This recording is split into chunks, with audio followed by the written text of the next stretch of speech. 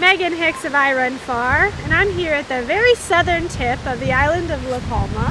It's about 2.5 days before the start of the 2016 Transvulcania Ultramarathon. I'm with Alicia Shay. Good morning. Good morning. How are you? I'm doing great. Just really happy to be back on the island and give this race another swing.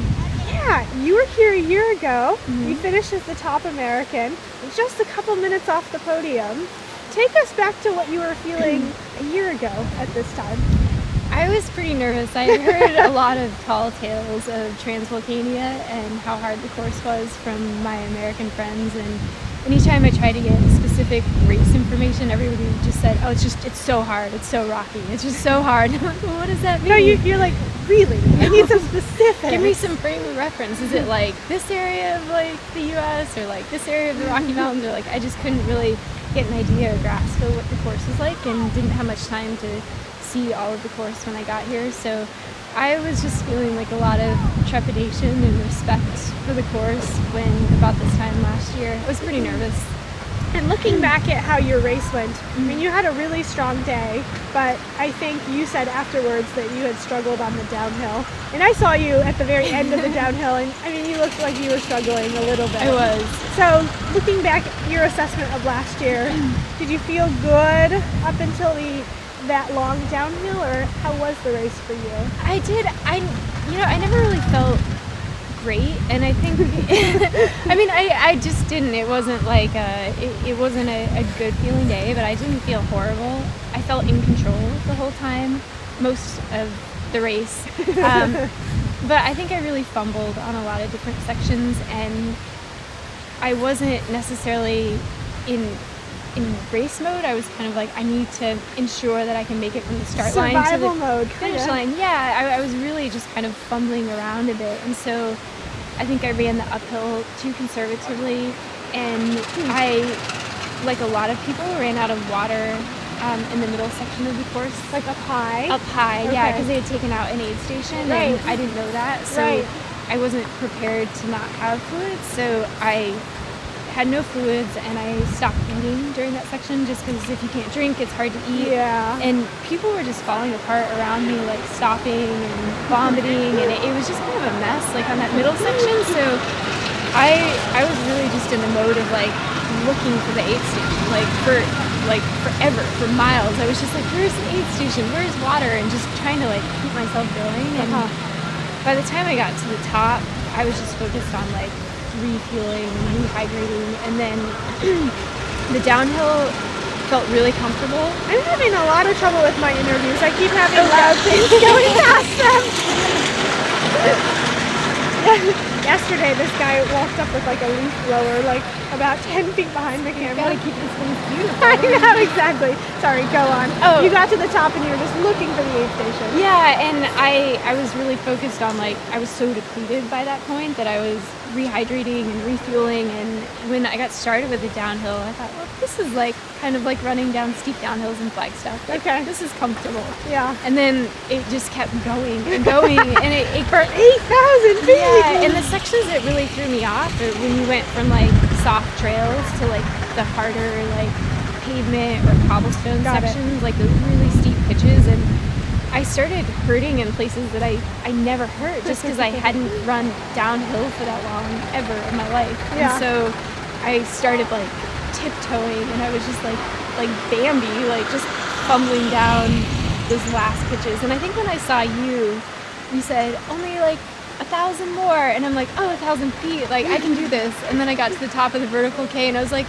oh no, it's actually, she meant 1,000 meters. Crap. So I really lost a lot of ground on that section, and I lost a lot of ground, I would say, just being dehydrated, not really fueling, and kind of going into survival mode. And then on the uphill section, taking sand and rocks out of my shoe, like stopping and pouring. So just like really stuff that coming back now, I have that insight, and hopefully can do those things a lot differently so that I'm not fumbling. Yeah, it's what it sounds like is a bunch of like small things that you feel like added up.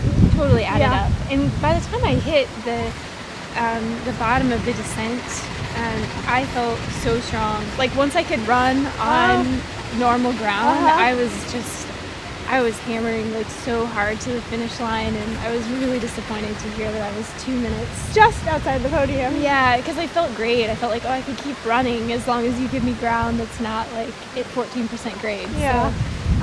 So I was pretty disappointed, but I learned a lot. And it was the first long, like, hard trail race that I'd done like that. And so I really took a lot away from it that I hope I can continue to use moving forward. Yeah. You've had, since your, obvious success here last year, you've gone on quite a health journey.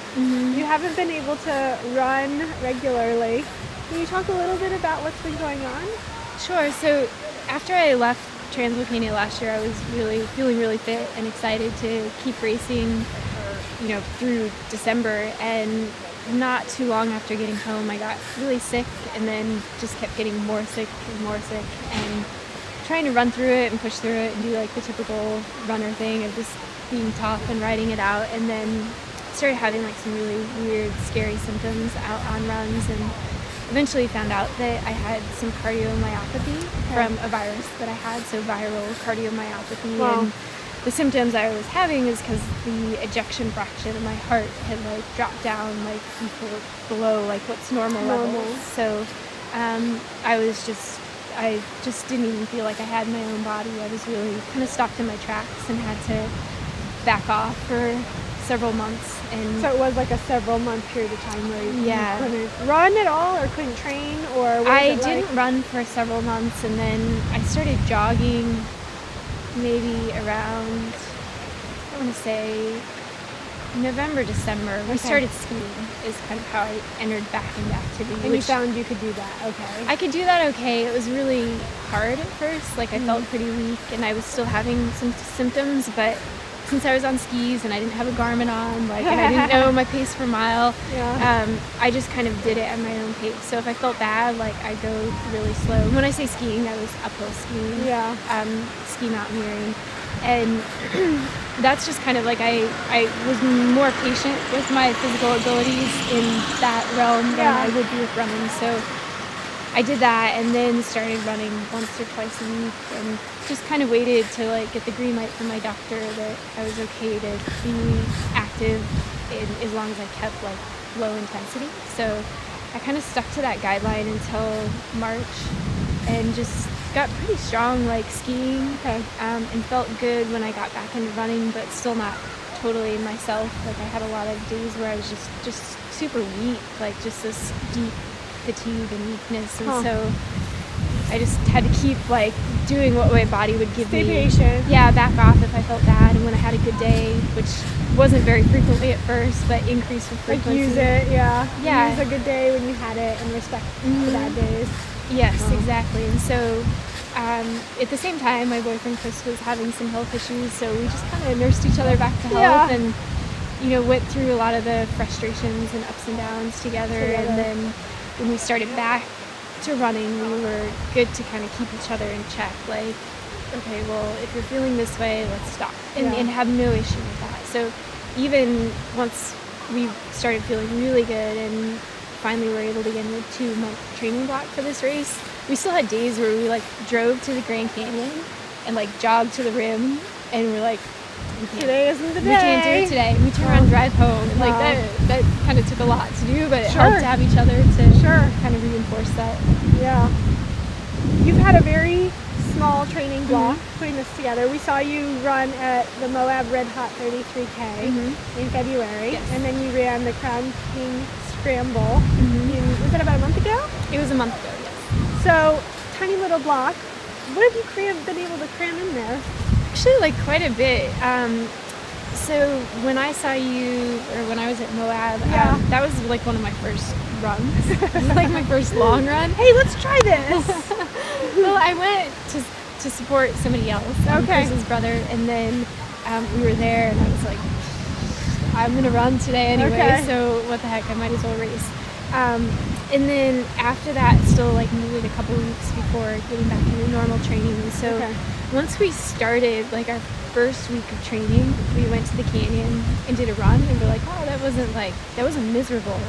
And then I had a ladies group that I was coaching that I had to lead them on an 18-mile run 2 days later, and I did that, and I was like, wow, I just did 2 long runs in a week. Yeah. Like, Hey, something's happening that's here. a lot better than normal. So after that, we just kind of started really focusing on long runs and Okay. like making that the priority of our week. So we started doing basically like 2 long runs a week in the Grand Canyon so that we could get a lot of climbing in and a Okay. lot of long descending in, and then come back a day or 2 later and do it again on Okay. tired legs. And we just both like really responded well to that and felt like big fitness boost right away. So we just did as much of that as we could, and race Crown King, which is a 30-mile like uphill race. Yeah, So I thought it'd be yeah. good prep for the Super uphill good section. prep. Yeah. Yeah.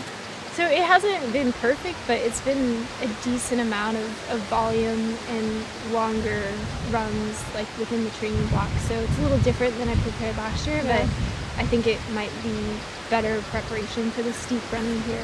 It sounds like it might have been just enough to like give you that mental confidence boost of, yeah, enough happened, I feel good about this. Yep, absolutely. And running in the canyon is a big boost if you can just like get through it, you Yeah. know, and like not have to hike your way out if you can actually run the whole thing. Yeah. So I would say that tool is probably something that like gives me more confidence than anything, because it's hard running. There's no easy way out of that place. Wow. Well, best of luck to you. It's great you. to hear that your heart is healthy. Yep. Yeah. And yeah, we'll see you out there this weekend. Thank you. I'm really excited for it.